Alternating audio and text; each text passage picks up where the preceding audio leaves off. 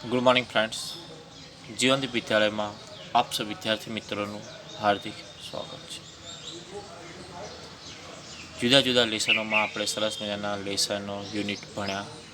હવે આપણે એ લેસનોમાંથી પ્રશ્નોના જવાબ અને ટૂંક નોંધોની ચર્ચા કરીશું, જે પરીક્ષાની દ્રષ્ટિએ ખૂબ જ આઈએમપી ઇમ્પોર્ટન્સ કહી શકાય તેવી છે.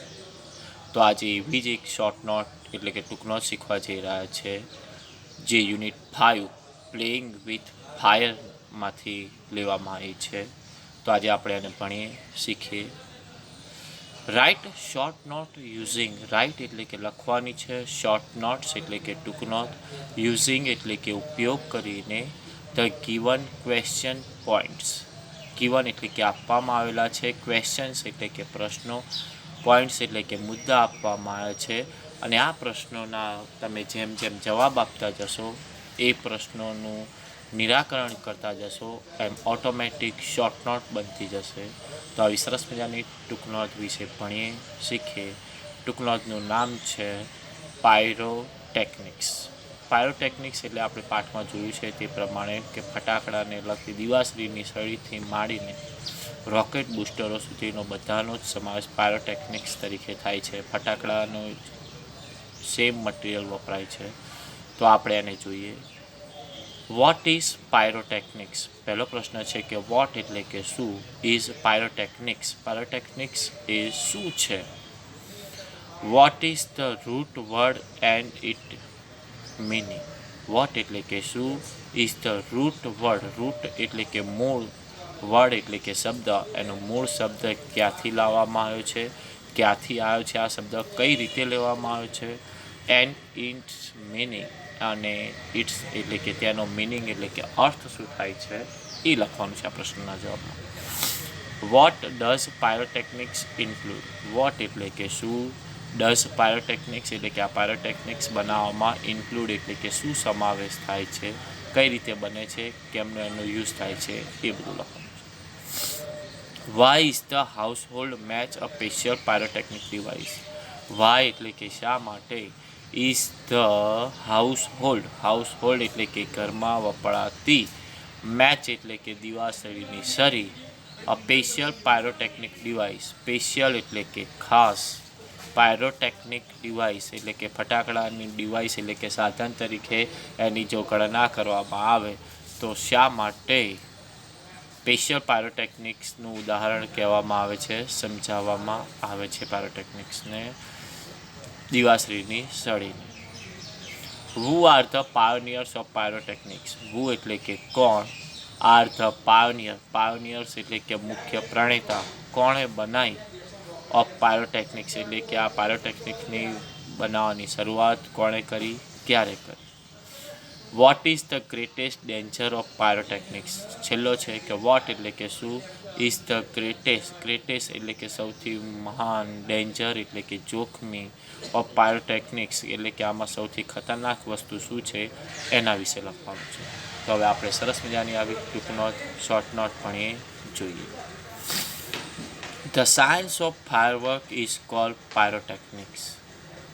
ધ સાયન્સ એટલે કે વિજ્ઞાન, ઓફ ફાયરવર્ક્સ એટલે કે ફટાકડા બનાવવાનું જે વિજ્ઞાન છે, ઇઝ કોલ, કોલ એટલે કે એને ઓળખવામાં આવે છે પાયરોટેકનિક્સ, કે ફટાકડા બનાવવાનું જે વિજ્ઞાન છે, ફટાકડા બનાવવાની જે શરૂઆત જે થઈ અને ત્યારથી એનું નામ આપવામાં આવ્યું છે, અને કયા નામે ઓળખવામાં આવે છે, પાયરોટેકનિક્સ તરીકે ઓળખવામાં આવે છે. ઇટ ઇઝ ડિરાઇવ, ડિરાઇવ એટલે કે લેવામાં આવ્યો છે, કે આ શબ્દ ક્યાંથી લેવામાં આવ્યો, કે આ શબ્દ ક્યાંથી આવ્યો, કઈ ભાષામાંથી લેવામાં આવ્યો છે. તો ઇટ ઇઝ ડિરાઇવ, ડિરાઇવ એટલે કે લેવામાં આવ્યો છે ફ્રોમ ધ ગ્રીક વર્ડ, કઈ ભાષામાંથી, ગ્રીક વર્ડ એટલે કે ગ્રીક દેશ છે એમની જે ગ્રીક ભાષા છે, અને એ ભાષામાંથી, ગ્રીક વર્ડમાંથી આ પાયરોટેકનિક શબ્દ જે છે એ લેવામાં આવ્યો છે. પાયર મિનિંગ ફાયર, એનો અર્થ જોઈએ, કહીએ તો પાયર એનો અલગ પાડીએ કે પાયર, પાયર મિનિંગ એટલે કે પાયરનો મતલબ થાય છે ફાયર, ફાયર એટલે કે અગ્નિ. એન્ડ ટેકનિક્સ મિનિંગ એટલે કે ટેકનિકનો મતલબ થાય છે આર્ટ એટલે કે કલા, એટલે કે અગ્નિ સાથે બનાવવાની કલા. અગ્નિને કંઈ ફિક્સ કરીને પેક કરીને બનાવવાની જે આર્ટ છે, કલા જે છે, એનો મૂળ આખો શબ્દ જે કીધું એમ કે ગ્રીક ભાષામાંથી લેવામાં આવ્યો છે. અલગ પાડીએ તો pyr meaning fire and technics meaning act, એટલે એનું આખું નામ છે પાયરોટેકનિક્સ.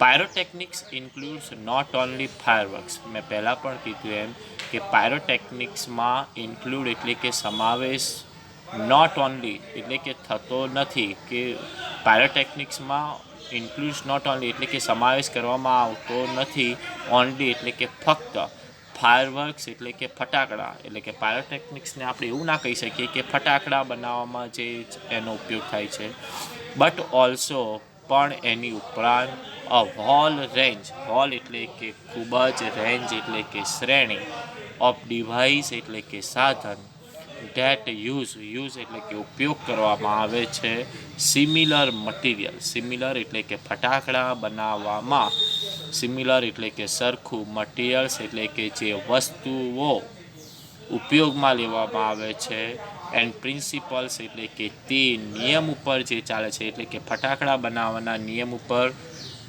જે વસ્તુઓ બનાવવામાં આવે છે અને જે નિયમ ઉપર ચાલે છે, એ બધી જ શ્રેણી, એ બધી જ વસ્તુઓનો સમાવેશ પાયરોટેકનિક્સમાં થાય છે. ફરી એક વખત જોઈએ કે પાયરોટેકનિક્સ ઇન્ક્લુડ એટલે કે ફટાકડા, આ પાયરોટેકનિક્સમાં ફક્ત માત્ર, નોટ ઓનલી ફાયરવર્ક્સ એટલે કે ફટાકડાનો સમાવેશ થતો નથી, બટ ઓલ્સો પણ ઉપરાંત, વોલ રેન્જ ઓફ ડિવાઇસ એટલે કે એના લગતું ડિવાઇસ એટલે કે એની અંદર જે કંઈ પણ યુઝ સિમિલર મટીરિયલ એટલે કે જે વસ્તુઓનો ઉપયોગ થાય છે ફટાકડા બનાવવામાં, અને જે પ્રિન્સિપલ્સ એટલે કે નિયમ ઉપર જે વસ્તુઓ બને છે, એવી ઘણી બધી વસ્તુઓનો સમાવેશ પાયરોટેકનિક્સમાં થાય છે. ફ્રોમ કહીએ તો સેફ્ટી મેચ, સેફ્ટી મેચ એટલે કે દિવાસળીની સળીથી માંડીને, દિવાસળીની સળીને પણ પાયરોટેકનિક્સ કહેવાય છે.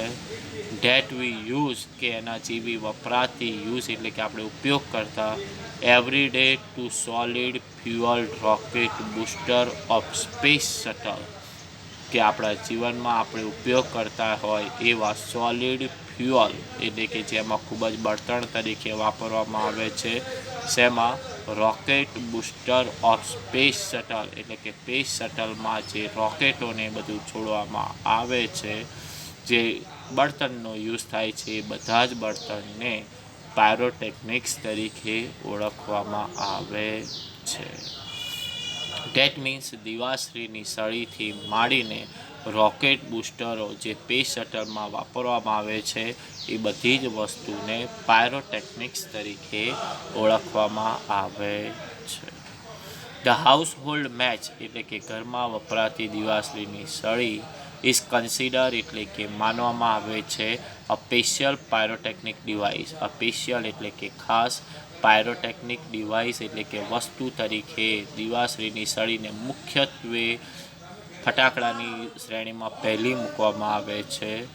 એસ કેમ, ઓલ ધ પાયરોટેકનિક ઇફેક્ટ્સ, કારણ કે ફટાકડા એક એવી વસ્તુ છે, એમાં પાયરોટેકનિક ઇફેક્ટ્સ એટલે કે બધી જ અસરો એમાં જોવા મળે છે. તો કઈ કઈ અસરો, કઈ કઈ વસ્તુઓ એમાં જોવા મળે છે, તો આપણે જોઈએ. હીટ, હીટ એટલે કે ગરમી, સ્મોક એટલે કે ધુમાડો, લાઇટ એટલે કે અજવાળું, ગેસ એટલે કે ગંધ, સાઉન્ડ એટલે કે અવાજ.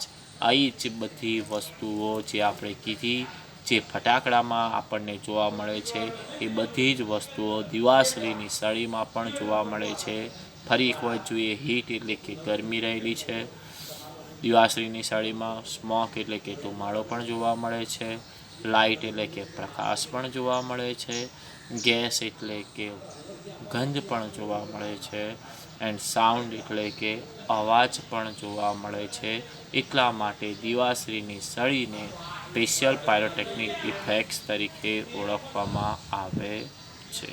અને જે આપણે કીધું તે હીટ, સ્મોક, લાઇટ, ગેસ અને sound are present in it, present એટલે કે જોવા મળે છે, ઇન ઇટ એટલે કે દિવાસળીની સળીમાં આ બધી જ વસ્તુ જોવા મળે છે. એટલા માટે એને સ્પેશિયલ પાયરોટેકનિક ડિવાઇસ તરીકે ઓળખવામાં આવે છે. ધ ચાઇનીઝ આર કન્સિડર, તેમ છતાં આપણે જોઈએ તો ધ ચાઇનીઝ આર કન્સિડર એટલે કે ચીન દેશના જે લોકો છે, ચાઇનીઝ પીપલ જે આપણે કહીએ છીએ, એ કન્સિડર એટલે કે માને છે the pioneers of pyrotechnic. Pioneers એટલે કે મુખ્ય પ્રણેતા, મુખ્ય વ્યક્તિઓ તરીકે ઓળખવામાં આવે છે કે પાયરોટેકનિક્સની શોધ કોણે કરી. તો એવું કહે છે કે ચાઇનીઝ લોકોએ પાયરોટેકનિક્સની શોધ કરી.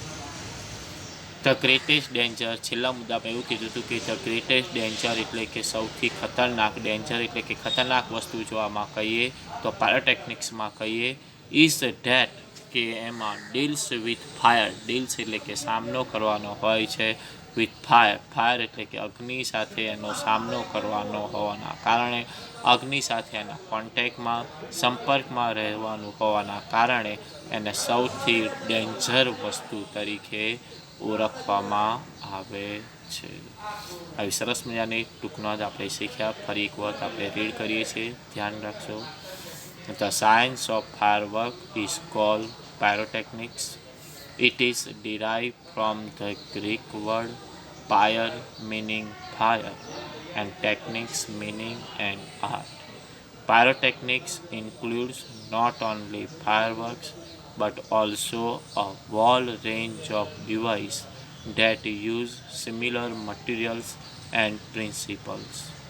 From safety matches that we use every day to solid fuel rocket booster of the space shuttle, the household match is considered a special pyrotechnic device, as all the pyrotechnic effects, heat, smoke, light, gas and sound are present in it. The Chinese are considered the pioneers of pyrotechnics. The greatest danger of pyrotechnics is that it deals with fire. આ સરસ મજાની ટૂંક નોંધ આપણે શીખ્યા. વિદ્યાર્થી મિત્રો, તમારે આ ટૂંક નોંધને તમારી અંગ્રેજીની નોટબુકમાં 2 times એટલે કે 2 વખત લખવાની છે અને એને યાદ કરવાની છે. હવે પછીના નેક્સ્ટ લેક્ચરમાં આવી જ કોઈ ટૂંક નોંધ કે પ્રશ્નના જવાબ સાથે મળીશું. ત્યાં સુધી ગુડ બાય.